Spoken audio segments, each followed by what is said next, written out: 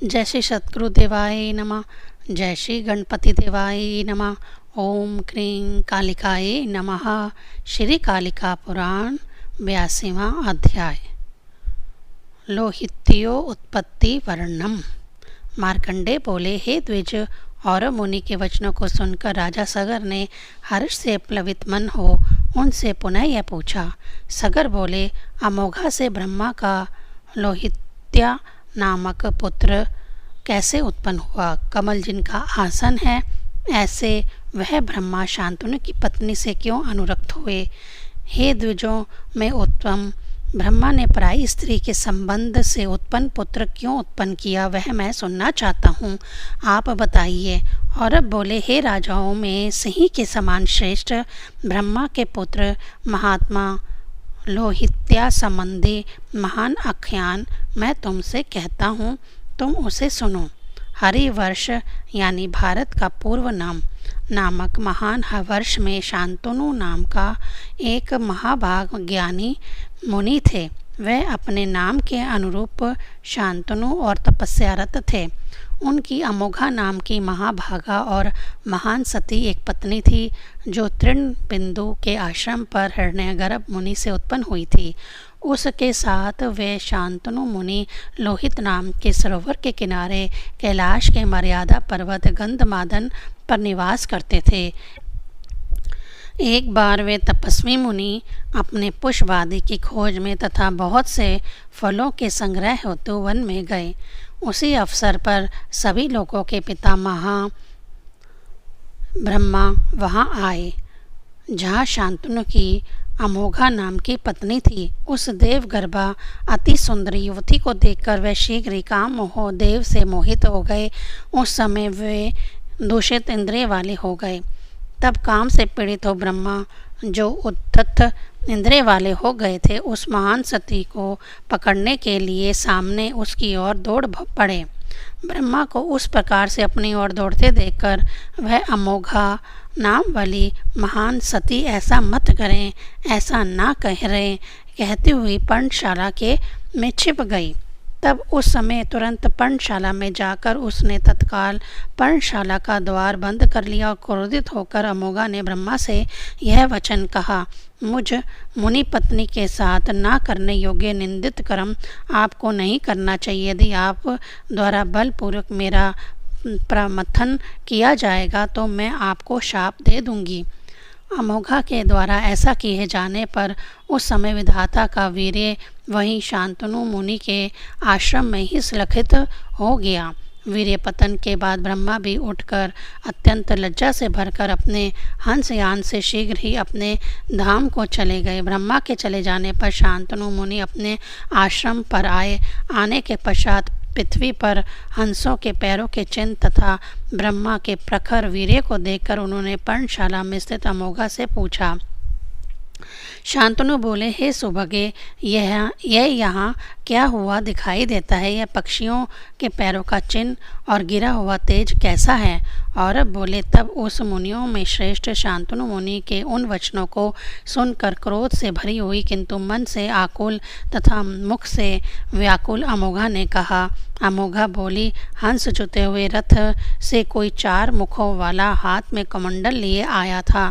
आकर उसने मुझसे रथी की अत्यधिक याचना की। तब मेरे द्वारा कुटिया में छिपने के बाद उसे फटकारे जाने पर मेरे शाप के भय से पीड़ित उस व्यक्ति का तेज स्खलित हो गया। हे शांतनु, यदि आप कोई प्रतिकार कर सकते हो तो करें, क्योंकि कोई प्राणी इस प्रकार का अपमान नहीं सह सकता। और अब बोले, तब वे शांतनु मुनि उस अमोघा के वचन को सुनकर मन में ऐसा निश्चय करके कि स्वयं ब्रह्मा यहाँ आए थे, ध्यान प्रयाण हो गए। अग्नि के समान उन मुनि ने दिव्य ज्ञान से संसार के हित को लिए उपस्थित देवताओं के कार्य के महत्व हेतु तीर्थों के अवतरण के अवसर को जान लिया और उद्रेक को जानकर उन्होंने अपनी पत्नी से विचार पूर्वक यह वचन कहे। शांतनु बोले, हे अमोघे, ब्रह्मा के इस तेज को मेरी आज्ञा से तुम पी जाओ, क्योंकि समस्त संसार के कल्याण एवं देवताओं के कार्य सिद्धि हेतु स्वयं ब्रह्मा ही तुम्हारे समीप आए थे। तुमको ना पाकर इस महान कार्य को हम दोनों को ही सौंपकर वह अपने लोक को चले गए हैं। अतः अब तुम ही उनके वचन को पूरा करो।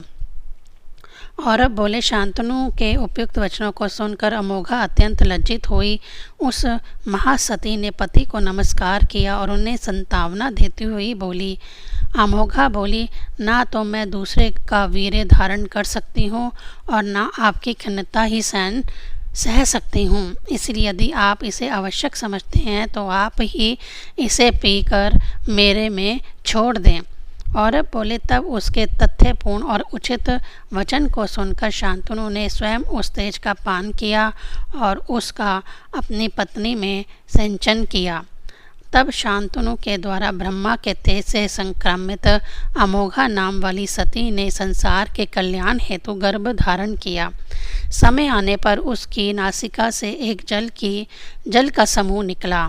उसमें से नीला वस्त्र और मस्तक पर मुकुट धारण किए, रत्नों की माला पहने, ब्रह्मा के समान लाल गौर वर्ण का और 4 भुजाओं वाला एक पुत्र भी प्राप्त हुआ, जो अपने हाथों में कमल, ग्रंथ, ध्वजा और शक्ति धारण किए था। वह सोसा के सर पर स्थित था। वह शरीर में जल के ढेर के ही समान था। उसके उस प्रकार उत्पन्न होने पर लोक को संतावना देने वाले शांतनु ने उत्तर में कैलाश, दक्षिण में गंधमादन, पश्चिम में जारूधि तथा पूर्व में समवर्तक आदि 4 पर्वतों के मध्य देश में उसे बसाया। उनके मध्य में ही उस ब्रह्मा के पुत्र ने स्वयं एक कुंड का निर्माण किया और वहीं शरद ऋतु के चंद्रमा की भांति बढ़ना आरंभ किया। ब्रह्मा ने अपने उस पुत्र को जल के बीच पाकर उसकी शरीर शुद्धि के लिए संस्कारों को क्रमशः संपन्न किया। बहुत समय बीत जाने पर ब्रह्मा का वह पुत्र लोहित्या जल राशि के रूप में 5 योजन तक बढ़ गया। दूसरे समुद्र जैसे श्वेत, निर्मल, हृदय को प्रिय लगने वाले उसके जल में दिव्य अप्सराओं के सहित देवताओं ने स्नान किया एवं उसके जल को पिया। उसी अवसर पर जमदग्नि ऋषि के पुत्र राम यानी परशुराम, जो प्रतापी थे, उन्होंने अपने पिता की आज्ञा का पालन करते हुए मात्र वध जैसा भयानक और अनुचित कार्य किया एवं उस पाप से मुक्ति पाने हेतु अपने पिता के उपदेश के अनुसार ब्रह्मपुत्र उत्पत्ति स्थल ब्रह्म नामक उस कुंड में स्नान करने के लिए गए। वहां स्नान कर उसका जल पीकर उन्होंने अपनी माता की हत्या के पाप को दूर किया और अपने परशु से मार्ग बनाकर उस जल राशि रूप ब्रह्मपुत्र को पर्वतों के बीच से पृथ्वी पर अवतरित किया। परशुराम उपाख्यान। सगर बोले, जमदग्नि पुत्र राम ने अपनी माता को क्यों मारा? उनकी माता का क्या नाम था? वह किसकी पुत्री थी? मुनि के पुत्र होते हुए भी परशुराम ऐसे क्रूर और महाबलशाली युद्ध में पारंगत वीर कैसे हुए, जिन्होंने अन्य राजाओं को नष्ट कर दिया?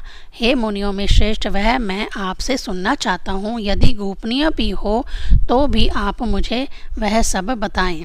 और अब बोले, हे राजन, मेरे द्वारा वर्णित जमदग्नि के पुत्र परशुराम का वह चरित्र सुनो, जिस प्रकार उन्होंने अपनी जननी को मार डाला और वे मुनिपुत्र होते हुए भी क्रूरतर हो गए। प्राचीन काल में ब्रह्मा के पुत्र भृगु नाम के एक ऋषि थे, जिनसे ऋचिक नामक एक पुत्र उत्पन्न हुआ। वह अपनी पत्नी को पाने के निमित्त पृथ्वी पर घूमते हुए कन्याकुब्ज देश में गए।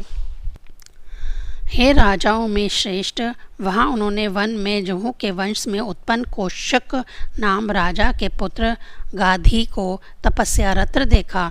वह राजा गाधी वन में रहते हुए पुत्र की कामना से पत्नी के साथ वहाँ तपस्या कर रहे थे। उन्हें समय आने पर गुणों में देवकन्या के समान श्रेष्ठ एक पुत्री उत्पन्न हुई थी। भृगु पुत्र ऋचिक ने उसे पत्नी के रूप में मांगा। हे महामुनि, आप जैसे योग्य वर को मैं अपनी कन्या देना चाहता हूँ, किंतु मेरे कुल में कन्या के बदले में शुल्क संग्रह की एक परंपरा है। चंद्रमा के समान कृष्ण वर्ण नाम के 1000 घोड़े जो प्रदान करें, उसी को कन्या दी जाती है। ऋषिक बोले, हे राजन, तुम्हें उस प्रकार के 1000 घोड़े अवश्य प्रदान करूँगा। जब तक मैं उन्हें लाता हूँ आप कुछ समय मेरी प्रतीक्षा करें।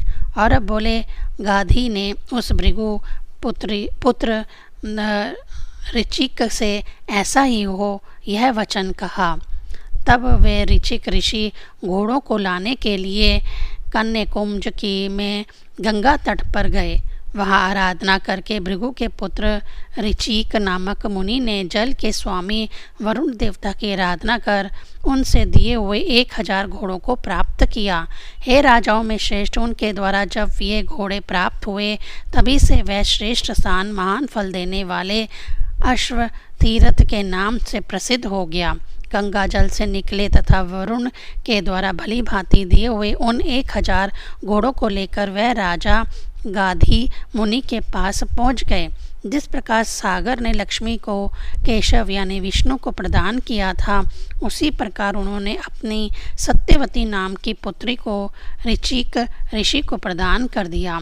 ऋचिक ने भी उस आनंदित गाधी पुत्री को पत्नी के रूप में प्राप्त कर अपने आश्रम में उसके साथ प्रसन्नता पूर्वक रमण किया। बुद्धिमान भृगु मुनि अपने बेटे की विवाह की बात का समाचार सुनकर अपने पुत्र और पुत्र वधू को देखने के लिए वहां आए तथा अपने पुत्र वधू को देखकर आनंदित हुए। वह ऋचिक दंपति अपने आश्रम में तथा आए हुए उन देवगणों से पूजे गए भृगु मुनि की यथोचित पूजा किए और हाथ जोड़कर खड़े हो गए। तब भृगु ने अपने पुत्र वधू से प्रसन्नता पूर्वक यह वचन कहे। भृगु बोले, हे वर वर्णनी, तुम्हारा जो अभिलाषित हो वर मांगो। यदि तुम्हारी इच्छा हो तो अधे एवं दुष्कर वर भी तुम मांग लो। और अब बोले, तब सत्यवती ने तप मार्ग में परांगत पुत्र एवं माता के लिए अतुलनीय वीर पुत्र प्राप्ति का वर मांगा। संपूर्ण विश्व को मन में आधार बनाकर यत्न पूर्वक उन्होंने निश्वास छोड़ा और उस समय उनके निश्वास से 2 सुंदर चरु पात्र निकले। उन दोनों को उसे देखकर भृगु ऋषि ने यह वचन कहे। भृगु बोले, हे पुत्र वधु सत्यवती, तुम इन दोनों चारु पात्रों को स्वयं ग्रहण करो। ऋतुकाल में स्नान करके उस समय तुम और तुम्हारी माता दोनों ही मेरे बताए अनुसार करना। उस समय तुम्हारी माता यदि अश्वत्थ वृक्ष के पेड़ यानी पीपल का आलिंगन कर पशुवन के लिए इस लाल रंग के सुंदर चरु का भोजन करेगी तो उसे इच्छित पुत्र प्राप्त होगा। तुम गुलेर के वृक्ष का आलिंगन कर इस श्वेत रंग के चरु का भोजन करोगी तो तुम्हें वांछित सात्विक पुत्र होगा। और अब बोले, ऐसा कहकर भृगु जी इच्छानुसार चले गए। तब इस भामिनी यानी सत्यवती ने भी अपनी माता पिता और पति के सहित प्रसन्नता का अनुभव किया।